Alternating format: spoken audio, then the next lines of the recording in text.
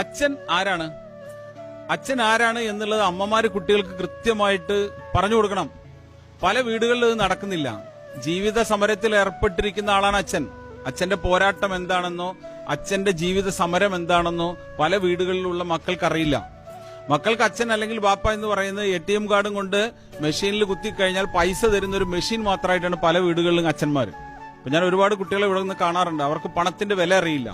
അവർക്ക് പണത്തിന്റെ വില അറിയാത്തത് അച്ഛന്റെ പോരാട്ടത്തെക്കുറിച്ച് അമ്മ ആ കുട്ടികളെ പറഞ്ഞു മനസ്സിലാക്കാത്തതുകൊണ്ടാണ്.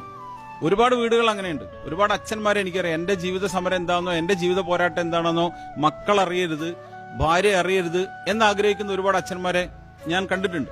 പക്ഷെ അത് മണ്ടത്തരാണ്. നമ്മൾ പോരാട്ടത്തിലാണെങ്കിൽ അച്ഛന്റെ വേർപ്പും അച്ഛന്റെ അധ്വാനവും അച്ഛന്റെ പോരാട്ടവും എല്ലാം തന്നെ മക്കളോട് പറയണം. എന്റെ അധ്വാനം ഇതാണെന്നുള്ളത് കൃത്യമായിട്ട് നിങ്ങൾ കുട്ടികളോട് പറയണം. പക്ഷെ പല വീടുകളിലും കുട്ടികളെ സംബന്ധിച്ച് അച്ഛൻ എന്ന് പറയുന്നത് വർഷത്തിൽ 2 വർഷം കൂടുമ്പോൾ അല്ലെങ്കിൽ വർഷത്തിലൊരിക്കൽ വെക്കേഷൻ വന്നിട്ട് നമ്മളെ ടൂറിന് കൊണ്ടുപോകാനുള്ള ഒരാൾ മാത്രമായിട്ടാണ് പല വീടുകളിലും അച്ഛന്മാര്. അതല്ലെന്നും വലിയ ജീവിത പോരാട്ടത്തിൽ ഏർപ്പെട്ടിരിക്കുന്ന ആളാണ് നിന്റെ അച്ഛൻ എന്ന് അമ്മ കുട്ടികളോട് പറഞ്ഞു കൊടുക്കണം. എന്റെ ഒരു സുഹൃത്തിന്റെ ഒരു കഥ ഞാൻ പറയാം. വെറും ഒരു കഥ മാത്രമാണ്. ഇതെന്തല്ല സീരിയസ് ആയിട്ടുള്ള ഒരു കാര്യമല്ല. കുറ്റിപ്പുറം ടൗണിൽ കച്ചവടം നടത്തുന്ന എന്റെ ഒരു സുഹൃത്തിന്റെ ഉപ്പ കുറെ വർഷങ്ങളായിട്ട് കച്ചവടം നടത്താണ്. അദ്ദേഹത്തിന്റെ ജീവിതം എന്ന് പറയുന്നത് കച്ചവടമാണ്. അതിന്റെ അപ്പുറത്ത് വേറെ ഒന്നും അദ്ദേഹത്തിനില്ല. അദ്ദേഹം രാവിലെ 5 മണിക്ക് 5:30 മണിക്ക് എല്ലാ ദിവസവും കടയിലേക്ക് പോകും. രാത്രി 10 മണിക്കൊക്കെയാണ്, വളരെ ലേറ്റ് ആയിട്ടാണ് അദ്ദേഹം എന്ത് ചെയ്യുക, വീട്ടിലേക്ക് വരിക. ഞങ്ങൾ തമാശയായിട്ട് പറയുന്ന ഒരു കഥയാണ്. ഒരു ദിവസം ഒരു ഹർത്താൽ വന്നപ്പോ, ഒരു ബന്ദ് വന്നപ്പോ അന്ന് അദ്ദേഹത്തിന് കടയിൽ പോകാനില്ല. അങ്ങനെ രാവിലെ ചെറിയ കുട്ടി എണീറ്റ് നിന്നിട്ട് കണ്ണും തിരുമ്പി വന്നിട്ട് ഇങ്ങനെ വീട്ടിന്റെ ഉമ്മറത്തേക്ക് വന്നപ്പോ ഒരാൾ അവിടെ കിടന്നുറങ്ങണു വരാന്തയിൽ. കുട്ടി ഓടിപ്പോയിട്ട് ഉമ്മയുടെ അടുത്ത് പോയി പറയാം, ഉമ്മ ഒരു ചങ്ങായി അത് നമ്മുടെ വരാന്തയിൽ കിടന്നുറങ്ങണു.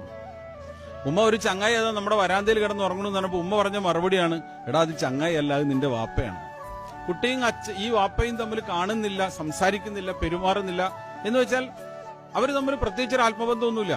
അദ്ദേഹം ജീവിതം 2 തലയും കൂട്ടിമുട്ടിക്കാൻ വേണ്ടി രാവും പകലും അധ്വാനിക്കുന്നതിന്റെ ഇടയിൽ അദ്ദേഹം മക്കളുമായിട്ട് സ്നേഹിക്കാൻ മറന്നു പോകുന്നു. അങ്ങനെയുള്ള ഒരു അച്ഛനാണത്. അപ്പൊ ഈ അമ്മ കൃത്യമായിട്ട് പറഞ്ഞു കൊടുക്കണം, നിന്റെ അച്ഛൻ നമ്മൾക്ക് ഭക്ഷണം ഉണ്ടാക്കാൻ, നമുക്ക് വീട് നിർമ്മിക്കാൻ, നിങ്ങളുടെ ഭാവിക്ക് വേണ്ടി പോരാട്ടത്തിലാണ് എന്ന് നിങ്ങൾ പറഞ്ഞു മനസ്സിലാക്കി കൊടുക്കണം. അപ്പൊ പല അച്ഛന്മാരും മക്കളെയും കൊണ്ട് ഭാര്യയും കൊണ്ടൊക്കെ വലിയ റെസ്റ്റോറന്റിലൊക്കെ കയറും. അച്ഛൻ ഡിഷ് ഓർഡർ ചെയ്യുമ്പോൾ അച്ഛൻ ഏറ്റവും വില കുറഞ്ഞ ഡിഷായിരിക്കും ഓർഡർ ചെയ്യുന്നത്. എന്താ കാരണം? അച്ഛനറിയാം ആ പണത്തിന്റെ വില. കുട്ടി പറയും നല്ല വില കൂടിയ ഡിഷ് വേണമെന്ന് പറയും. അമ്മ പറയും വലിയ വില കൂടിയ ഡിഷ് വേണമെന്ന് പറയും. ചിലപ്പോൾ അച്ഛൻ പറയും എനിക്ക് വിശപ്പില്ല എന്ന് ചിലപ്പോൾ അച്ഛൻ പറയും. ഞാൻ കേട്ടിട്ടുണ്ട്, എന്റെ അച്ഛൻ അങ്ങനെ പറയുന്നത് ഞാൻ ധാരാളം കേട്ടിട്ടുണ്ട്. പക്ഷെ ചെറുപ്പകാലത്ത് എനിക്കത് മനസ്സിലായിട്ടില്ലായിരുന്നു. അച്ഛൻ ഞങ്ങൾ ഹോട്ടലിൽ അല്ലെങ്കിൽ പുറത്തെവിടെയെങ്കിലും പോയിട്ട് ഭക്ഷണം കഴിക്കാൻ ചെന്ന് കഴിഞ്ഞാൽ അച്ഛൻ പറയും ഇന്ന് എനിക്ക് വേണ്ട, ഇന്ന് എനിക്ക് വിശപ്പില്ല എന്ന് പറയുന്ന അച്ഛനായിരുന്നു എന്റെ അച്ഛൻ. പക്ഷെ പിന്നീടാണ് ഞാൻ മനസ്സിലാക്കി